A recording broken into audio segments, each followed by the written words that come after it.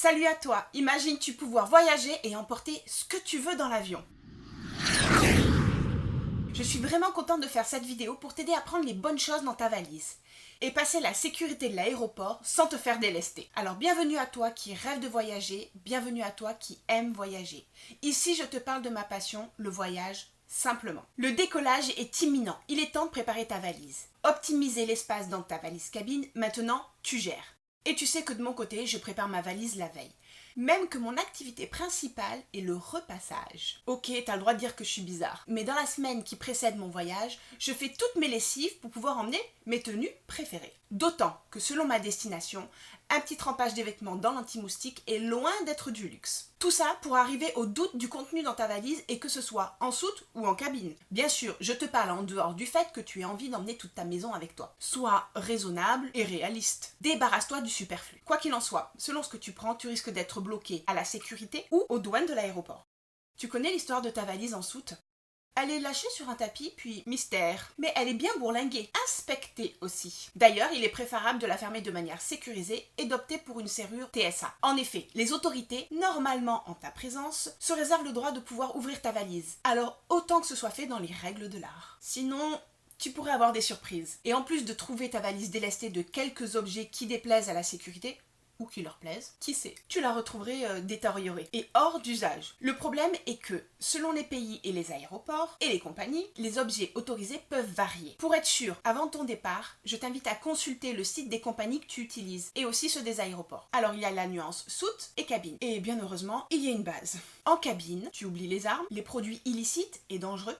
Mais la chose la plus improbable, c'est cette histoire des liquides, gel et spray. Ils autorisent uniquement les flacons de moins de 100 ml. Et en plus, tu dois les mettre dans des sachets transparents. Alors ils t'en fournissent à la sécurité. Mais franchement, pour t'éviter de devoir tout déballer devant les agents de sécurité, prévois avant. Tu trouves en magasin les sacs de congélation moins de 1 litre. Il suffit que tu fasses attention qu'il y ait bien les petits avions sur le paquet que tu achètes. Et tu passes sans problème. Mon moment préféré est le passage à la sécurité. Il va falloir tout sortir. Alors fais en sorte de rendre facilement accessibles les objets électroniques, ordinateurs, téléphones, appareils photo, etc.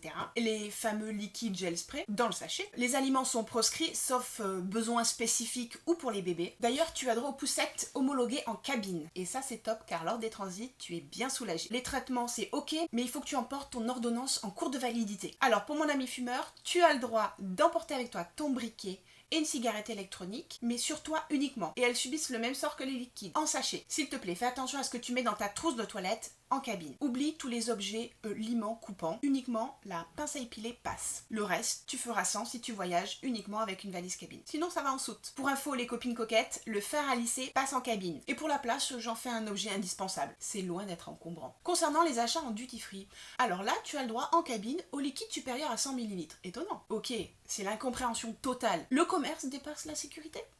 Mais bien sûr, il te faudra ton ticket d'achat pour preuve et bien laisser fermer tes achats, emballés et scellés. Il faut que tu saches qu'en cas de correspondance, ils peuvent te demander lors du changement d'avion de mettre tes achats duty free en soute. J'ai jamais fait. Et je préfère même pas imaginer la galère que ça doit être. Soyons francs. Alors, côté de ta valise en soute, si tu l'utilises, tu es moins limité. Mais attention, ça veut pas dire que tu y mets tout et n'importe quoi. Là aussi, de sûr, les liquides, produits dangereux et illicites à proscrire. Pour le reste, bien évidemment, il faut les justifier. Comme pour des outils, des armes, des couteaux, des épées. Et en dehors de la sécurité, ignore les objets de valeur, car tu sais pas dans quel état tu peux les retrouver. Si tu les retrouves. Concrètement, plus je voyage et plus j'opte pour la valise en cabine. Rien que le gain de temps à l'atterrissage pour récupérer ta valise soute, ça n'a pas de prix. Ça me fait oublier toutes les contraintes que ça engendre et les conditions. Et même si ça amplifie l'inconfort lors du passage de la sécurité, de toute façon, c'est incontournable dans tous les cas, pour la sûreté de tous. Alors, pour quelle valise tu optes pour ton prochain voyage ?